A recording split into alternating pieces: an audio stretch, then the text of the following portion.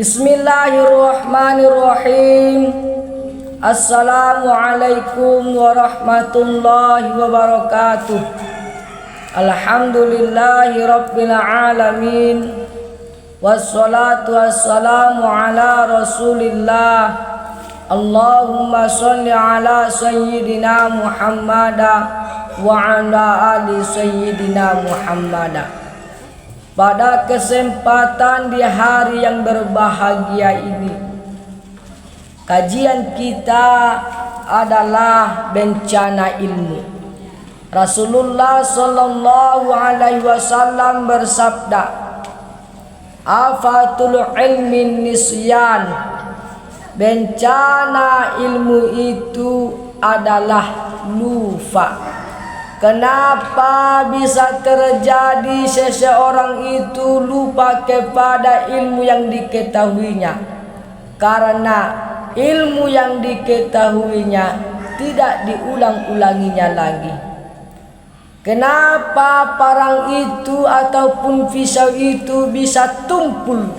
Karena pisau ataupun parang itu jarang diasah. Maka kuncinya adalah apabila kita mempunyai suatu ilmu, kita harus mengulangi ataupun mempelajari ilmu yang kita sudah dapatkan. Yang kedua adalah waido'atahu, dan menyia-nyiakan ilmu itu, antuhat bisabihi goiro ahlihi, bila engkau membicarakannya dengan orang yang bukan ahlinya. Contohnya, siapakah orang yang bukan ahli ilmu? Ada sebotol minuman. Minuman itu mereknya adalah aqua. Kita bicarakan kepadanya, kita katakan bahwa minuman ini adalah aqua. Lalu apa katanya? Katanya aqua, minuman itu bukan aqua. Ia mengatakan minuman itu botol sirup. Oleh karena itu, apabila kita sedang membicarakan ilmu kepada orang lain yang bukan ahlinya, maka kita termasuk menyia-nyiakan ilmu. Hadirin yang dirahmati oleh Allah Subhanahu wa taala, semoga kita semua dijauhkan oleh Allah Subhanahu wa taala daripada bencana ilmu dan menyia-nyiakan ilmu. Yang ketiga, pembahasan kita pada hari ini adalah bencana agama. Ada bencana agama.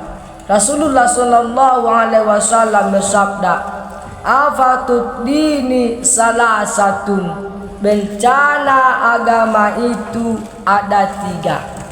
Yang pertama, faqihun fajirun, ahli fikih yang durhaka.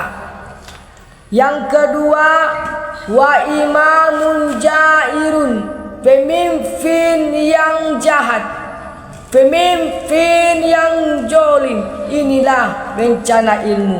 Yang ketiga adalah wa mujtahidun jahilun, mustahid yang bodoh. Penjelasan, tiada bencana yang lebih besar daripada bencana yang menimpa agama. Dalam hadis ini disebutkan 3 faktor penyebabnya. Yang pertama, ahli fikih yang durhaka. Yang kedua, imam atau pemimpin yang angkara murka. Dan yang ketiga, mustahid yang bodoh.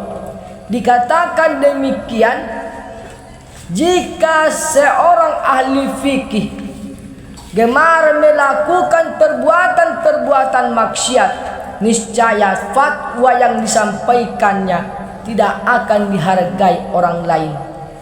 atau fatwanya itu hanya berdasarkan hawa nafsunya. tidak sesuai dengan kekuatan ajaran agama yang justru menimbulkan banyak kerusakan dalam agama. Selain itu, sebagai orang yang diteladani dalam masalah agama karena keahliannya dalam ilmu, seharusnya memberikan contoh yang baik, contoh yang bagus kepada orang awam. Apabila ia memberikan contoh yang tidak baik, maka tindakannya menyesatkan orang lain dan akan menjadi bencana agama yang besar. Nauzubillah min dzalik. Yang kedua, seorang pemimpin dituntut untuk berlaku adil. Apabila ia bersikap sewenang-wenang, maka durhakalah ia, bahkan akan berdampak negatif terhadap agama. Yang diperturutkannya hanyalah nafsu angkara murkanya, sehingga peraturan dan keputusan membuat bencana besar bagi agama. Sama halnya dengan orang yang mengaku sebagai mujtahid, padahal ia belum sampai ke tingkat mujtahid yang sesungguhnya. Fatwa yang disampaikannya tidak berdasarkan penguasaan yang mendalam, melainkan hanya berdasarkan terkaan saja. Akibatnya ia keliru dalam memfatwakan, sehingga sesatlah ia dan menyesatkan orang lain. Nauzubillah min dzalik. Semoga kita semua dijauhkan oleh Allah Subhanahu wa taala daripada 3 bencana ini.